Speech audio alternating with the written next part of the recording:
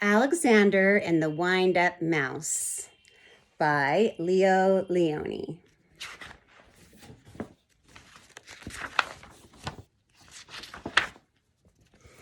Help! Help! A mouse! There was a scream, then a crash. Cups, saucers, and spoons were flying in all directions. Alexander ran for his hole as fast as his little legs would carry him.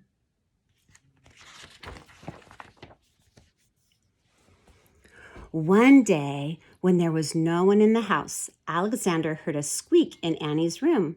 She sneaked in, and what did he see? Another mouse, but not an ordinary mouse like himself. Instead of legs, it had two little wheels, and on its back there was a key. Who are you? Asked Alexander.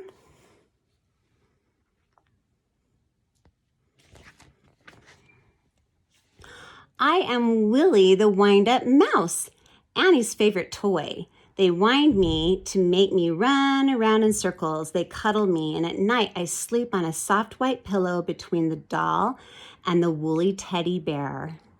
Everyone loves me. They don't care much for me, said Alexander sadly. But he was happy to have found a friend.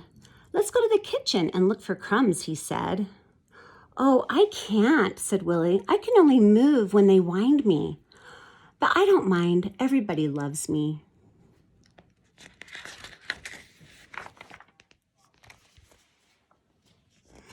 Alexander, too, came to love Willie. He went to visit him whenever he could. He told him of his adventures with brooms, flying saucers, and mousetraps.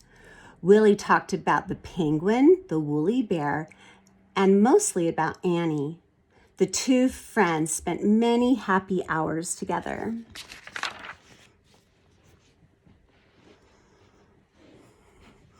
But when he was alone in the dark of his hideout, Alexander thought of Willie with envy. Ah, he sighed, why can't I be a wind-up mouse like Willie and be cuddled and loved?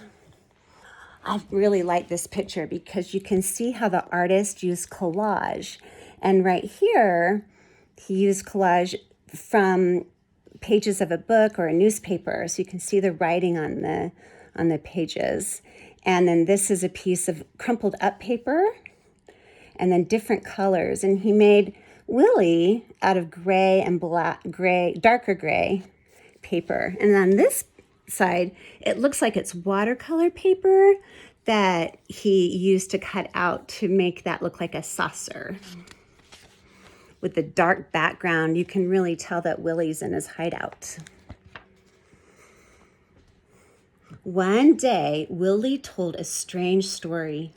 I've heard, he whispered mysteriously, that in the garden at the end of the pebble path close to the blackberry bush, there lives a magic lizard who can change one animal into another. Do you mean, said Alexander, that he could change me into a wind-up mouse like you? Right here you can see the doll laying on its side. So you can tell they're inside the room. That very afternoon, Alexander went into the garden and ran to the end of the path. Lizard, lizard, he whispered. He suddenly stood there before him, full of colors of flowers and butterflies and large lizards. Is it true that you could change me into a wind-up mouse? Asked Alexander in a quivering voice. When the moon is round, said the lizard, bring me a purple pebble.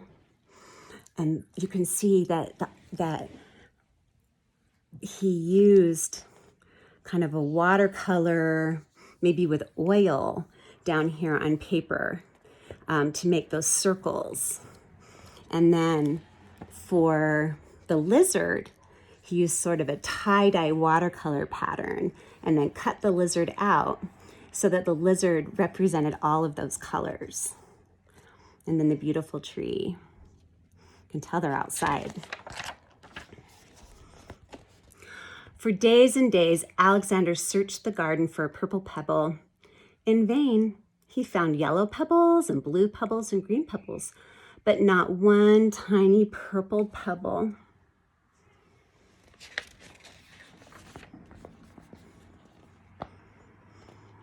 At last, tired and hungry, he returned to the house. In a corner of the pantry, he saw a box full of old toys, and there, between blocks and broken dolls, was Willie. "What happened?" Alexander said surprisingly. Willie told him a sad story. It had been Annie's birthday. There had been a party, and everyone had brought a gift. The next day, Willie sighed, many of the old toys were dumped into this box. We will be thrown away. Poor Alexander, almost in tears. Poor Willie, poor Willie, he thought. But then suddenly, something caught his eye. Could it really be? Yes, it was. It was a little purple pebble.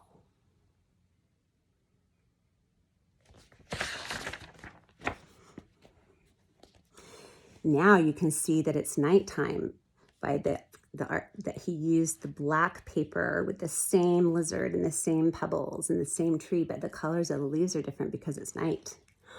All excited, he ran to the garden, the precious pebbles tight in his arms. There was a full moon. Out of breath, Alexander stopped near the blackberry bush. "Lizard, lizard!" "In the bush," he called quickly. The leaves rustled, and there stood the lizard.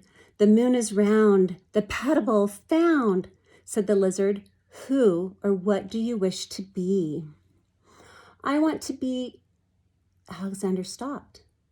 Then suddenly he said, "Lizard, lizard, could you change Willie into a mouse like me?" The lizard blinked. There was a blinding light, and then all was quiet. The purple pebble was gone.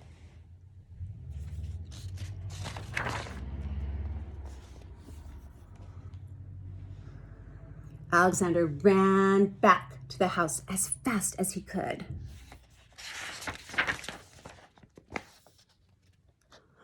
The box was there, but alas, it was empty. Too late, he thought, and with a heavy heart, he went to his hole in the baseboard. Something squeaked. Cautiously, Alexander moved closer to the hole. There was a mouse inside. "Who are you?" said Alexander, a little frightened. "My name is Willie," said the mouse.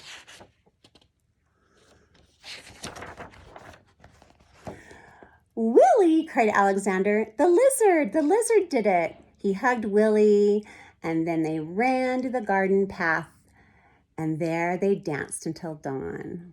You can see with the eyes of the mice how they look happy.